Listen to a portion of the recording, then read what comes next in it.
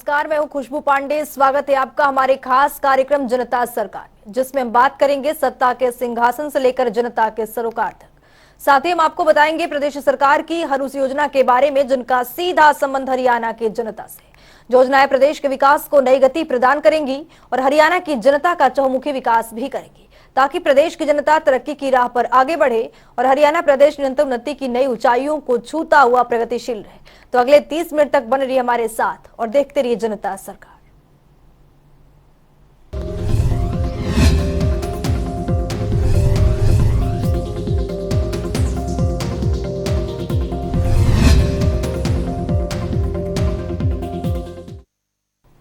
हरियाणा की मनोहर सरकार महापुरुषों की जयंतियां मनाते रहती है, ताकि प्रदेश के युवा उनके विचारों को अपना आदर्श मानकर उनके विचारों पर चल सके। इसी कड़ी में महर्षि दयानंद सरस्वती की जयंती पर रोहतक के महर्षि दयानंद विश्वविद्यालय में कार्यक्रम आयोजित किया गया, जिसमें मुख्यमंत्री मनोहर लाल ने शिरकत की। इस दौरान मुख्यमंत्री मनोहर लाल ने आह्वान किया कि स्वामी दयानंद सरस्वती के पद चिन्हों पर चलकर ही समाज का सुधार किया जा सकता है। रिपोर्ट देखिए।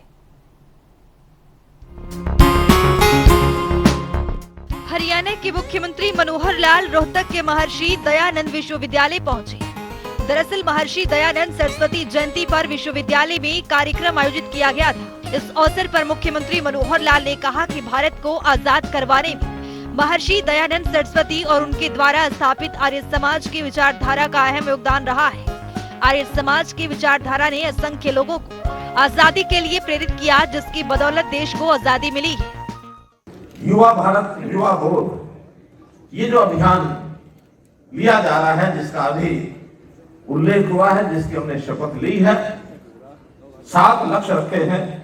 विकसित भारत, गुलामी के एहसास से मुक्ति, अपनी विरासत पर गर्व, अपने कर्तव्य के प्रति जागरूकता, एकता और एकजुटता, नशे से दूरी और पर्यावरण संरक्षण। 7 लक्ष्य तो हमने शपथ ली है। लगातार इसके लिए हमको कार्यक्रम करके और इस लक्ष्य को पूरा करना होगा। और मैं इस जो एक पत्रक दिया गया है, इसमें उल्लेख किया है उस कुल 62 कार्यक्रम, 62 प्रकार के ऐसे कार्यक्रम हैं जिनका आयोजन हम लोग को लगातार ये करते रहना है। ये जो 200 वर्षीय जो उनकी जयंती का दिन है, इस कार्यक्रम को भी 2 वर्ष तक लगातार आगे चलाए रखना है। और इस 2 वर्ष का कार्यक्रम का जो प्रारंभ है, आदरणीय प्रधानमंत्री जी ने अभी 2 दिन पूर्व 12 फरवरी को ही उसका कार्यक्रम का शुभारंभ किया है, जिस दिन उनकी जयंती का दिन होता है। उस विषय पर मुझे लगता है कि मैं समझता हूं कि आदरणीय राज्यपाल महोदय, क्योंकि वो स्वयं भी उसमें उपस्थित शायद थे, तो उसका वर्णन उसी प्रकार से करेंगे। महर्षि दयानंद जी के प्रति हमारी सच्ची श्रद्धा, उनके लक्ष्यों को प्राप्त करना, यही उनके प्रति एक श्रद्धांजलि होगी। उन्होंने इस काम को करने के लिए पूरा अपना जीवन लगाया। क्रमंतो विश्व आर्यम, इसका उद्घोष किया, पूरे विश्व के लोगों को आह्वान किया कि सभी आर्य समाज के साथ, सभी आर्य हैं और सबको आर्य समाज के साथ जोड़ करके उस नाते से आगे बढ़ाना है। वहीं मुख्यमंत्री मनोहर लाल ने कहा कि आजादी की लड़ाई के सबसे बड़े सूत्रधार थे स्वामी दयानंद। 1857 की क्रांति के बाद देश में जोश की नई लौ स्वामी दयानंद ने जलाई। स्वामी दयानंद ने कहा कि 1857 की क्रांति के बाद एक और क्रांति होगी और अहम आजादी लेकर रहेंगे। भारत तक की जो उस समय की दुर्दशा थी, वो एक प्रकार से हमारी गुलामी थी। और सही मायने में देखा जाए तो गुलामी से स्वतंत्रता, आजादी प्राप्त करने के लिए अगर कोई पहला नाम लिया जा सकता है तो महर्षि दयानंद का नाम लिया जा सकता है। वो सूत्रधार थे स्वतंत्रता संग्राम के, यानी महर्षि दयानंद समाज सुधारक और धार्मिक पुनर्जागरण के प्रवर्तक तो थे ही, लेकिन जो राष्ट्रवादी और राजनीतिक आदर्शवादी थे, आपस में वो कहा करते थे कि आपस में जो भाई भाई लड़ते हैं तो तीसरा विदेशी आकर पंच बन बैठता है। ये स्थिति हमारे समाज की हुई। हम आपस में लड़ते रहे, पहले मुगल आ गए, मुगलों के जाने की बात आई, तो उसके बाद अंग्रेज आ गए, तो ये जो तीसरा पंच आकर के बन के बैठता है, हमको इसके लिए सावधानी एक प्रकार से रखनी होगी। वो बहुत निडर और निर्भीकता से, ये साहस उनका था कि जब सबसे पहले उन्होंने कहा कि आर्यव्रत आर्यव्रतियों का है, आर्यव्रत आर्यव्रतियों का है। एक बहुत बड़ी घोषणा उस उन्होंने की। जो 1857 की क्रांति हुई, उस क्रांति के भी वो प्रमुख सूत्रधार थे। और जब 1857 की क्रांति, हमको पता है कि उसमें एक विफलता हमारी हुई थी, देश आजाद हो सकता था, लेकिन उस समय अगर नहीं हुआ किन्हीं कारणों से, लेकिन उसके कारण से भी वो निराश नहीं थे। वही एकमात्र ऐसे यानी हमारे प्रेरणा के स्रोत थे जिन्होंने उस समय घोषणा की थी, इस हार से निराश होने की जरूरत नहीं है, यह तो खुश होने की वेला है। आने वाले समय में बहुत जल्द एक और आजादी की लड़ाई की लहर उठेगी जो जालिम अंग्रेजी हुकूमत को किनारे लगा देगी। इसके अलावा मुख्यमंत्री मनोहर लाल ने कहा कि स्वामी दयानंद के विचारों से ही प्रभावित होकर भगत सिंह, राम प्रसाद बिस्मिल जैसे युवाओं ने देश की आजादी में बढ़ चढ़ कर भाग लिया। जाति पाति और पखंड के रास्ते से आम जनता को हटाकर समृद्ध भारत बनाने में स्वामी दयानंद सरस्वती ने योगदान दिया। और आर्य समाज की स्थापना के होने पर भी बहुत से ऐसे उस समय के जो लोग हैं जिन्होंने स्वतंत्रता प्राप्ति की लौ को जलाया, उसमें आर्य समाज से जुड़े हुए लोग, पंडित लेखराम जी, स्वामी श्रद्धानंद जी, महात्मा हंसराज जी, लाला लाजपत राय जी, श्री राम प्रसाद बिस्मिल जी, ये सब लंबी सूची देशभक्तों की, आर्य समाज की लंबी सूची आज पढ़ने लगे तो घंटों लग सकते हैं। यानी उनके जीवनी से, आर्य समाज से प्रभावित मदन लाल धिंगड़ा, शहीद आजम भगत सिंह जी, ये भी इस विचारधारा से प्रभावित थे। उनके ऊपर भी एक गहरी छाप थी। इसमें कोई संदेह नहीं कि महर्षि दयानंद जी इस देश में न होते तो हमें इतनी जल्दी आजादी नहीं मिलती। तो आजादी के एक प्रकार से मैं कह सकता हूं कि उसके सूत्रधार स्वामी दयानंद जी थे। मुख्यमंत्री मनोहर लाल ने कहा कि प्रदेश के 65% आबादी करीब युवा वर्ग की है, जिससे प्रदेश के युवाओं को प्रशिक्षण देकर स्वरोजगार के साथ जुड़ेंगे। वेदों से जीवन उज्जवल बनता है, इसीलिए समृद्ध समाज के लिए हम वेदों की ओर चले। मुख्यमंत्री ने कहा कि हरियाणा में बीजेपी के सरकार बनने के बाद अब तक 72 कॉलेज स्थापित किए, जिनमें से 31 कॉलेज महिलाओं के लिए स्थापित किए गए हैं। 2025 तक नई शिक्षा नीति को लागू करेंगे। उन्होंने कहा कि 9% महिलाएं हरियाणा पुलिस में अपनी सेवा दे रही हैं। आने वाले वक्त में 15% तक महिलाओं को हरियाणा पुलिस में भर्ती किया जाएगा। जहाँ तक महिला शिक्षा की बात है, कन्या गुरुकुलों की उन्होंने स्थापना की। आज भी हम महिला शिक्षा के ऊपर जो हमारा आह्वान है, यार 20 किलोमीटर के अंदर एक महिलाओं का कॉलेज ये जरूर होना चाहिए। महिला नहीं हो तो कोएड भी अगर होगा तो भी महिलाओं के समुचित पढ़ने की व्यवस्था जरूर होनी चाहिए। हमने अपने आने के बाद कुल 72 कॉलेज, नए कॉलेज खोले हैं, जिसमें 31 केवल लड़कियों के हैं। इतनी बड़ी मात्रा में केवल लड़कियों के कॉलेज ये पहले कभी नहीं खोले गए थे। हमने तो महिलाओं का जो उनका जो भागीदारी, उनका कैसे अधिकार उसके कैसे बढ़ाया जाए। अभी पीछे पंचायतों की जब बात आई तो हमने पंचायत चुनाव में 50% सीटों पर महिलाएं लड़ना ये अनिवार्य किया है। महिलाओं की भागीदारी ये सुनिश्चित की है। पुलिस में भी महिलाओं की संख्या कैसे आगे बढ़े। हम जब आए थे तो 6% रेशो महिलाओं की उस समय थी, आज 9% हो गई है। हमारा टारगेट महिलाओं की संख्या पुलिस में 15% करने का है कि हम इस विषय को कैसे आगे बढ़ा सके। तो इस प्रकार से बेटी बहनों का सम्मान बढ़े, उनकी सुरक्षा बढ़े, ये लगातार हम काम कर रहे हैं। जयंती समारोह में मुख्यमंत्री ने युवा भारत युवा बोध पुस्तिका का विमोचन भी किया। उन्होंने कहा कि इस पुस्तिका में देश और प्रदेश को आगे बढ़ाने के लिए 7 बिंदु वर्णित किए गए हैं। इन सभी बिंदुओं पर काम करने के लिए आगामी 2 वर्ष विशेष अभियान चलाया जाएगा। लोगों को इनकी जानकारी जुटाई जाएगी, जिससे लोग सामाजिक सरोकार से जुड़े विषयों पर काम करने के लिए आगे आएंगे। आज इस कार्यक्रम में आने से पूर्व महर्षि स्वामी विवेकानंद जी के नाम से जो स्थापित पुस्तकालय है, उसके विस्तार का उद्घाटन ये भी किया है। स्वामी विवेकानंद युवा हृदय सम्राट थे, युवाओं की प्रेरणा के वो स्रोत थे। उस नाते से इस नाम को भी आज मैं इस वैदिक और योग अध्ययन केंद्र के भवन के शिलान्यास के अवसर पर अपनी ओर से, हरियाणा सरकार की ओर से श्रद्धांजलि व्यक्त करता हूँ। हरियाणा प्रदेश मुख्यमंत्री मनोहर लाल के नेतृत्व में नए नए आयाम स्थापित कर रहा है। प्रदेश के हर वर्ग का उत्थान हो रहा है। गरीब जरूरतमंद तक योजनाओं का लाभ पहुंच रहा है, जिससे गरीब जरूरतमंद विकास के पथ पर आगे बढ़ रहे हैं। जनता टीवी के लिए रोहतक से संजय कुमार की रिपोर्ट। तो वहीं मुख्यमंत्री मनोहर लाल लगातार प्रयास कर रहे हैं कि युवाओं के उज्जवल भविष्य कैसे बनाया जाए, किस तरह से प्रदेश को विकास की गति दिया जाए। इस तरह से मनोहर लाल लगातार प्रदेशवासियों के विकास के लिए कई योजनाएं चलाते रहते हैं। इसी कड़ी में मुख्यमंत्री मनोहर लाल लगातार प्रदेश की ऊंचाई देने के लिए योजनाओं के साथ साथ खेल इंफ्रास्ट्रक्चर पर भी विशेष ध्यान दे रहे हैं। वहीं शिक्षा के क्षेत्र में भी लगातार मनोहर सरकार विकास कर रही है। तो चलिए अब खबरों में आगे बढ़ते हैं। वहीं महर्षि दयानंद सरस्वती की जयंती के अवसर पर हरियाणा के मुख्यमंत्री मनोहर लाल ने रोहतक में महर्षि दयानंद विश्वविद्यालय परिसर में विवेकानंद पुस्तकालय विस्तारण भवन का भी उद्घाटन किया। इसके अलावा उन्होंने दयानंद सेंटर फॉर वैदिक एंड यौगिक स्टडीज के भवन की भी आधारशिला रखी। रिपोर्ट देखिए।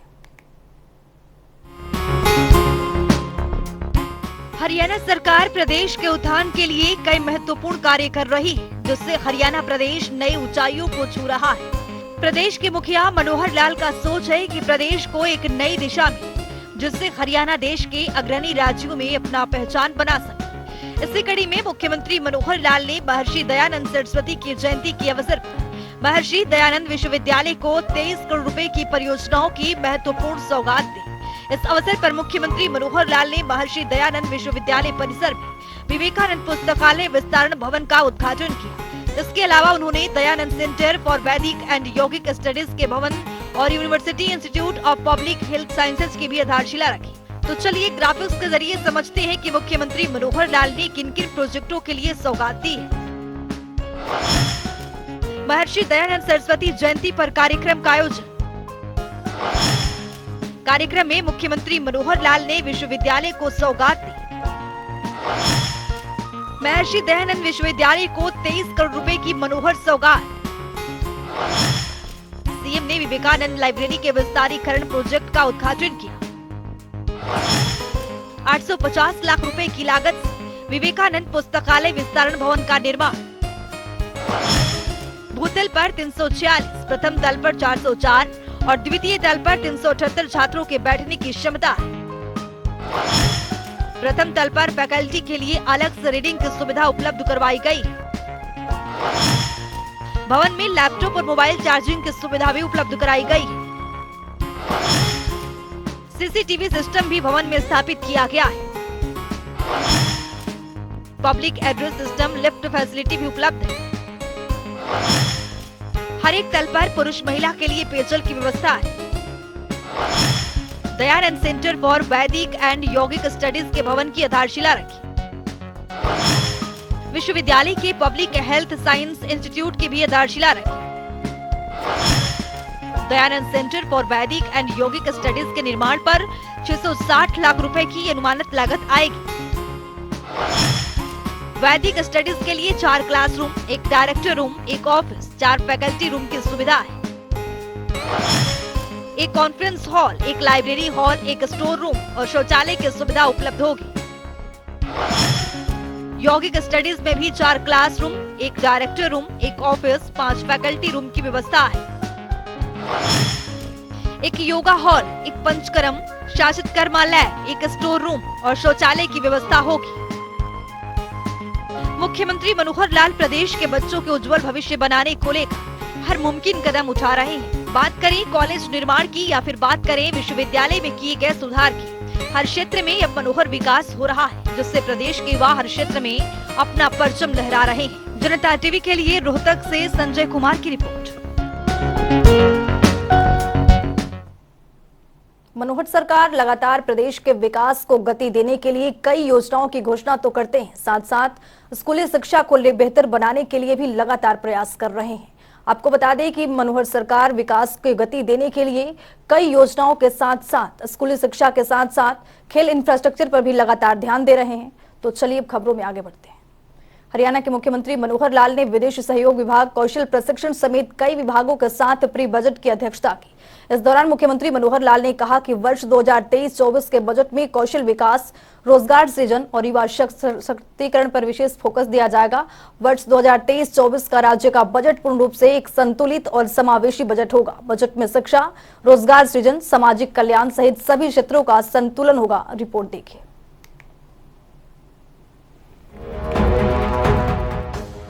हरियाणा के मुख्यमंत्री मनोहर लाल प्रदेश की प्रगति के लिए कई बड़े और नेक कार्य कर रहे हैं, ताकि प्रदेश और प्रदेशवासियों का चहुमुखी विकास हो सके। मुख्यमंत्री मनोहर लाल ने बुधवार को कई विभागों के साथ प्री बजट बैठक की। बैठक के बाद मुख्यमंत्री मनोहर लाल ने प्रेस वार्ता को संबोधित करते हुए कई अहम जानकारियां दी। मुख्यमंत्री मनोहर लाल ने कहा कि बजट को लेकर सभी जरूरी सुझाव आ चुके हैं। बजट बनाने का काम शुरू हो जाएगा और अगर कोई बहुत जरूरी सुझाव आता है तो उसे भी जोड़ा जाएगा। देखिए, जैसा हम लोग प्री बजट कंसल्टेशन मीटिंग्स कर रहे हैं, आज बहुत एक महत्वपूर्ण बैठक थी जिसके अंदर एम्प्लॉयमेंट डिपार्टमेंट था, जिसमें फॉरेन कोऑपरेशन डिपार्टमेंट, एक्सपोर्ट्स करने वाली जो यूनिट्स हैं उनसे हमारी बातचीत हुई, स्किलिंग के जो लोग हैं उनसे बातचीत हुई है। तो बहुत अच्छे प्रकार के जो सुझाव आ रहे हैं उनको सबको हम एक प्रकार से समाहित करने की कोशिश करेंगे। ये आपने ठीक कहा कि अब समय बहुत कम बचा है और अब कल से ही जो बजट की मोटा मोटा खाका है वो हमारे डिपार्टमेंट के लोग तैयार करना शुरू कर देंगे। अब बहुत कोई आवश्यक सुझाव आएगा तो उसको हम जोड़ेंगे, अन्यथा बहुत से सुझाव आ गए हैं, विधायकों के भी आए हैं, सांसदों के आए हैं और बजट पेश करने के बाद भी जो कमेटीज़ का एक जो हमने बनाया है, सिलेक्ट कमेटीज़ का एक फॉर्म किया है, उसमें भी वो कमेटीज़ अपने हिसाब से बैठेंगी। कुछ उनका एक दायरा होता है, उस दायरे के अंदर अगर रह करके सुझाव देंगे तो फाइनल जब बजट के ऊपर बहस होगी उसमें चर्चा करेंगे। एक अच्छा बजट हम लेकर के आए हैं। इसके साथ ही मुख्यमंत्री मनोहर लाल ने कहा कि हरियाणा में एक नया कोऑपरेटिव एक्सपोर्ट हाउस बनाया गया है, जिसके लिए एक्सपोर्ट प्रमोशन काउंसिल पहले से काम कर रही है। साथ ही उन्होंने कहा कि हरियाणा विदेश सहयोग विभाग की ओर से भी सुझाव आया है। कल ही हमने एक कोऑपरेटिव एक्सपोर्ट हाउस ये बनाया है कि कोऑपरेटिव के माध्यम से भी एक्सपोर्ट को कैसे बढ़ाया जा सकता है। एक्सपोर्ट प्रमोशन काउंसिल ये पहले से काम कर रही है। हरियाणा फॉरेन प्लेसमेंट सेल ये वर्क फोर्स को एक्सपोर्ट करने का भी हमारा एक जो काम चल रहा है, तो उस नाते से मुझे लगता है कि इस बार हमारा जो एक्सपोर्ट का काम है वो काफ़ी आगे बढ़ेगा और देश की जो इकोनॉमी है उसके अंदर हम अपना योगदान कर पाएंगे। मनोहर सरकार लगातार प्रदेश के हित में कई बड़े कार्य कर रही है ताकि गरीब जरूरतमंदों तक इसका सीधा लाभ पहुंच सके। जनता टीवी के लिए चंडीगढ़ से पवन सिवर की रिपोर्ट।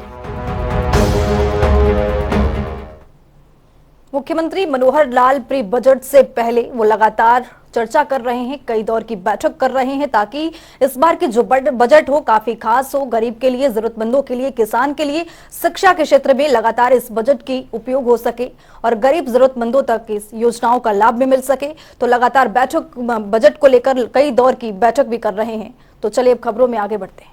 हरियाणा के मुख्य सचिव संजीव कौशल ने बुधवार को सुप्रीम कोर्ट की आदेशानुसार मोटर वाहन अधिनियम की धारा 136A के प्रावधान को लागू करने के लिए तौर तरीके स्थापित करने के संबंध में एक बैठक की। इस दौरान संजीव कौशल ने अधिकारियों को कुछ जरूरी दिशा निर्देश भी दिए। रिपोर्ट देखिए। वहीं मुख्य सचिव संजीव कौशल ने बुधवार को चंडीगढ़ में एक बैठक की अध्यक्षता की। दरअसल सुप्रीम कोर्ट के आदेशानुसार मोटर वाहन अधिनियम की धारा 136A के प्रावधान को लागू करने के लिए तौर तरीके स्थापित करने के संबंध में एक बैठक की। इस अवसर पर संजीव कौशल ने अधिकारियों को निर्देश देते हुए कहा कि वे ऐसे इलेक्ट्रॉनिक उपकरणों की आवश्यकता का आकलन करने के लिए विभिन्न विशेषज्ञों को नियुक्त करें। ये विशेषज्ञ राष्ट्रीय और राज्य मार्ग पर सड़क दुर्घटनाओं की निगरानी और जांच करने के लिए speed camera, close circuit, television camera समेत मशीन में वजन के माध्यम से आकलन करेंगे। मुख्य सचिव ने कहा कि इलेक्ट्रॉनिक एनफोर्समेंट उपकरणों को इस तरह से लगाया जाना चाहिए ताकि यातायात प्रवाह में कोई बाधा, दृष्टि की समस्या या बाधा उत्पन्न न हो। बैठक में मुख्य सचिव को अवगत कराया गया कि नियम 166 के तहत सभी चालान इलेक्ट्रॉनिक निगरानी के माध्यम से ऑटो जनरेशन चालान का उपयोग करके इलेक्ट्रॉनिक रूप में जारी किए जाने चाहिए। मुख्य सचिव ने कहा कि इलेक्ट्रॉनिक एनफोर्समेंट उपकरण द्वारा निगरानी किए जाने वाले हिस्सों से पहले उपायुक्त चेतावनी संकेत स्पष्ट रूप से लगाए जाने चाहिए, जिससे जनता को सूचित किया जा सके कि इलेक्ट्रॉनिक उपकरण उपयोग में है और वे सीसीटीवी निगरानी के अधीन है। जनता टीवी के लिए चंडीगढ़ से पवन सिवर की रिपोर्ट। तो वहीं केंद्रीय गृह मंत्री एवं सहकारिता मंत्री अमित शाह ने हरियाणा सहकारिता विभाग को 6 विकास परियोजनाओं की सौगात दी है। तो चलिए ग्राफिक्स के जरिए समझेंगे।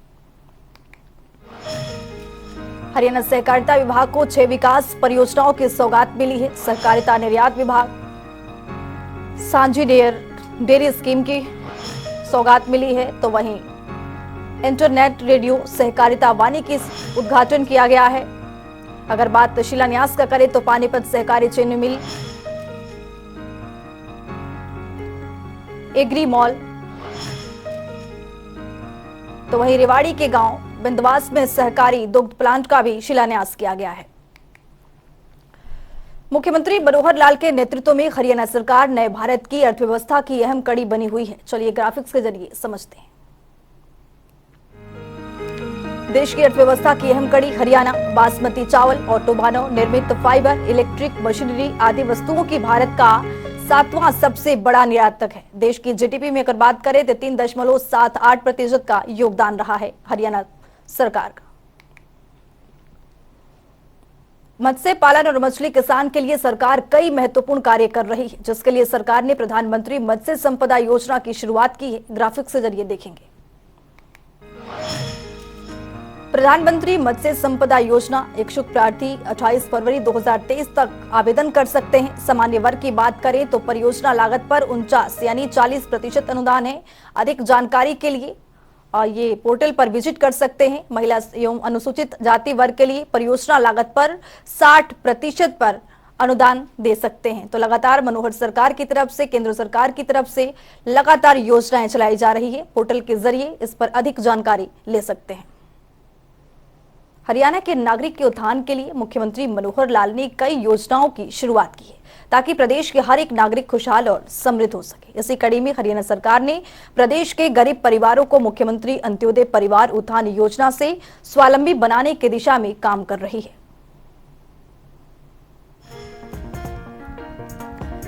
मुख्यमंत्री अंत्योदय परिवार उत्थान योजना से स्वावलंबी बनाने की ओर मनोहर सरकार कदम बढ़ा रही है। 30,000 से अधिक परिवार को लाभान्वित 1,800 से अधिक लाभार्थियों को प्रशिक्षण दिया गया है। योजना के अंतर्गत अगर मिलता है 18 विभागों की 48 योजनाओं का लाभ मिल रहा है।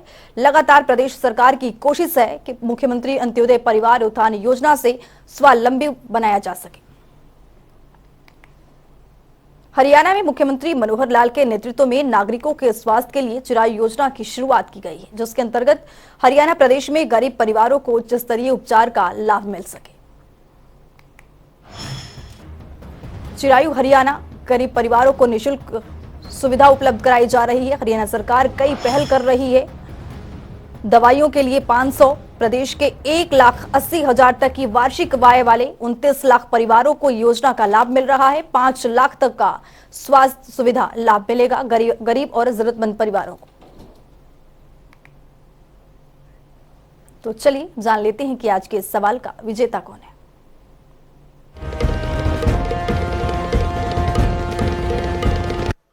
तो बात अब आज के विजेता की। जैसा कि आप जानते हैं, हर रोज एक नया सवाल पूछते हैं और सही जवाब देने वाले के नाम और तस्वीर अपने टेलीविजन स्क्रीन पर दिखाते हैं, साथ ही उसको उपहार भी देते हैं।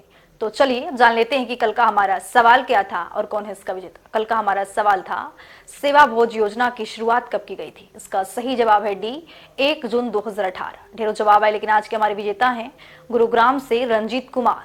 रंजीत, आपको बहुत बहुत बधाई। तो फिर पूछेंगे आज का सवाल, देखते रहिए जनता टीवी।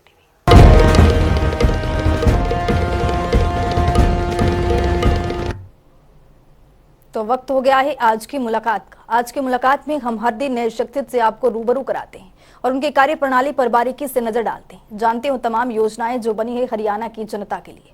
तो वैसे ही शख्सियत जनता टीवी ने खास बातचीत की है। इनका नाम है डॉक्टर हेमंत कुरान, जो कि 9 जिला से नोडल अधिकारी के पद पर काबिज हैं। सुनिए।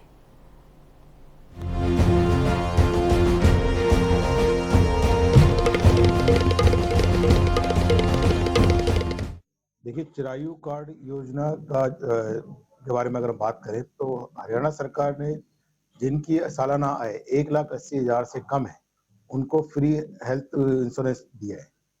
उनके पूरे परिवार को 5 लाख तक का इलाज मुफ्त है। जो भी आयुष्मान भारत में एम्पैनल हॉस्पिटल है, उसमें जाके अपना वो फ्री इलाज करा सकते हैं। कार्ड बनाने से लेके और ट्रीटमेंट तक कराने तक का पूरा इलाज, सब चीज फ्री है। किसी को कोई पैसा देने की जरूरत नहीं है। कार्ड जो बनेगा वो भी फ्री बनेगा। और इस अगर हम बात करें कितने लोग पात्र हैं इसके लिए, हमारे डिस्ट्रिक्ट में लगभग 6,81,000 के आसपास हमारे टोटल बेनिफिशियरीज हैं इसमें, और लगभग हमारे 2.5 लाख के आसपास हमारे कार्ड बन चुके हैं। आज की 4,37,000 के आसपास हमारे कार्ड भी बनने बकाए हैं। कि इसकी कार्ड बनवाएं कैसे, क्या है इसका? देखिए, जो लिस्ट में जो बेनिफिट का जो नाम है, लाभार्थी का जो नाम है, वो आदमी अपने गांव की आशा वर्कर या अपने किसी भी नजदीकी अटल सेवा केंद्र पे जाकर या फिर आयुष्मान मित्र हमारे 2 जगह पर है, सिविल हॉस्पिटल मांडीखेड़ा में या एसएचकेएम नल्लड़ के अंदर। वहां जाकर अपना केवाईसी करा सकते हैं और केवाईसी कराने के बाद ही उसका ये स्टार्ट हो जाएगा। जिन परिवारों की सालाना इनकम 1,80,000 से कम है, उन सभी परिवारों को इसमें जोड़ा गया है।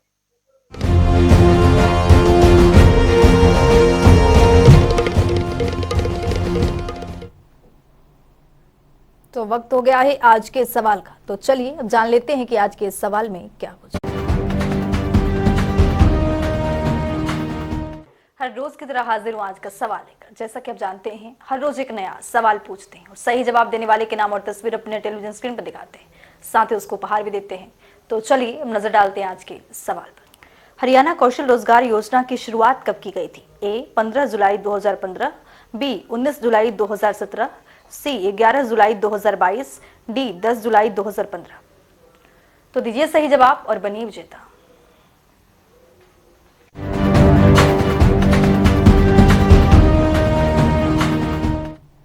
तो हमारे खास कार्यक्रम जनता सरकार में आज के लिए इतना ही। नमस्कार।